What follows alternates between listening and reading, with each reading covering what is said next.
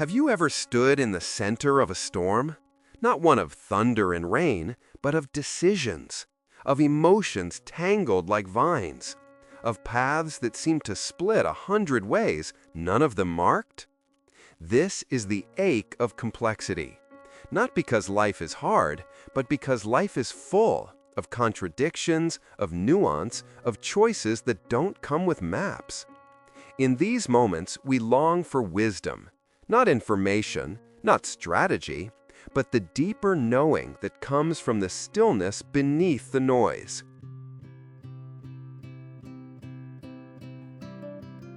Today, we are not here to untangle the storm. We are here to listen to it, to walk slowly through the fog, to rediscover a kind of clarity that doesn't simplify but sanctifies. This is not about control. It is about coming home to the one thing you always have, your inner compass. We grow up believing that wisdom means having the right answer, quickly, confidently, cleanly. But the deeper you go, the more you realize there is rarely one right answer, only choices that require presence. The myth says, if I were wise, I wouldn't be confused. But the truth is, confusion is not failure. It's the soil in which wisdom takes root. Wisdom isn't about speed, it's about space. It's the courage to say, I don't know, yet. Psychologist Carl Jung once wrote, the pendulum of the mind oscillates between sense and nonsense, not between right and wrong. Wisdom doesn't eliminate complexity. It embraces it. It learns to breathe inside it. Close your eyes. Take a slow breath. Feel the air fill your chest. Now imagine this. You are standing at the edge of a still lake. It is dawn. The surface is glass. Mist hangs low over the water. This is the landscape of your inner self, the place beneath all your overthinking. You take a step closer. You see the reflection shift. You drop a stone into the lake. Ripples spread. But soon, the water returns to stillness. You sit. You wait. You listen. And you begin to hear the quiet voice. Not of fear, not of urgency, but of insight, of intuition, of deep knowing. This is your inner lake. It does not demand, it invites. You do not force clarity. You allow it. The old voice says, I should know by now. I'm wasting time. What if I make the wrong choice? These are the voices of survival, of a world that praises decisiveness more than discernment. But you are not here to perform certainty. You are here to practice wisdom. The new voice says, I am allowed to pause. I trust the process, even if the outcome is unclear. Each step reveals the next. I don't need to see the whole path. Try speaking this aloud. I do not need to rush insight. I trust what unfolds when I'm still. Let that be your breath. Let that be your anchor. Each morning, or whenever confusion rises, create a simple ritual, a practice of compassionate inquiry. Light a candle, breathe, and ask, what truth am I afraid to know right now?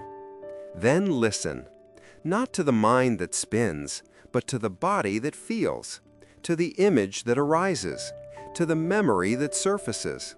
Let the answer be incomplete. Let it be honest. Let it be yours.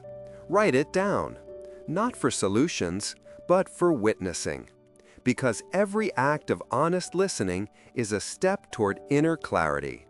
The body often knows before the mind does. It contracts in fear. It softens in truth. So begin here.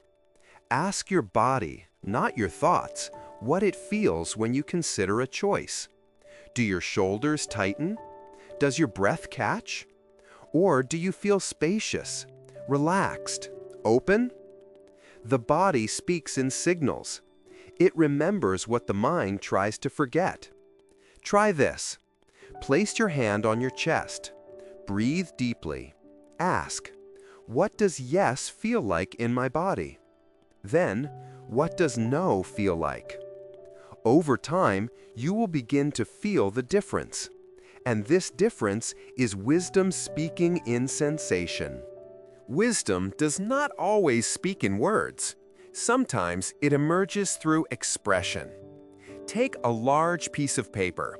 Draw the landscape of your inner complexity. Not a solution, just a map. Draw rivers for your emotions, mountains for your fears, paths that circle back on themselves. Label what you know. Mark the places you don't. Create space for the unknown. This is not art for others. It is a sacred cartography for yourself. Because when you give form to the storm inside you, it begins to lose its power. It becomes something you can navigate rather than something that defines you. We often think we need to show up in relationships with clarity. But real intimacy begins when we show up with questions. Instead of pretending to know, we say, I'm confused, but I want to be honest. This is tender. Can we hold space for it? I don't have answers, but I do have care. Wisdom in relationships is not control. It is co-discovery. Let people see your process. Let them meet you in your wondering. Because when we trade performance for presence, we build trust, not in knowing, but in becoming known. True wisdom isn't cold certainty. It is warm clarity. It is the kind of knowing that comes from compassion. Clarity doesn't always answer the question. Sometimes it simply says, I can be with this. You don't have to rush your way out of complexity. You can sit inside it gently, with breath, with beauty, with belief that something real will arise. And from this place, answers don't arrive, they emerge. If this meditation offered you a moment of stillness, share in the comments. What's one area of your life where you're learning to trust your inner lake? Tag someone who's walking with you through complexity, or someone who reminds you that wisdom begins with presence. Until then, stay curious, stay spacious, stay wise, stay you.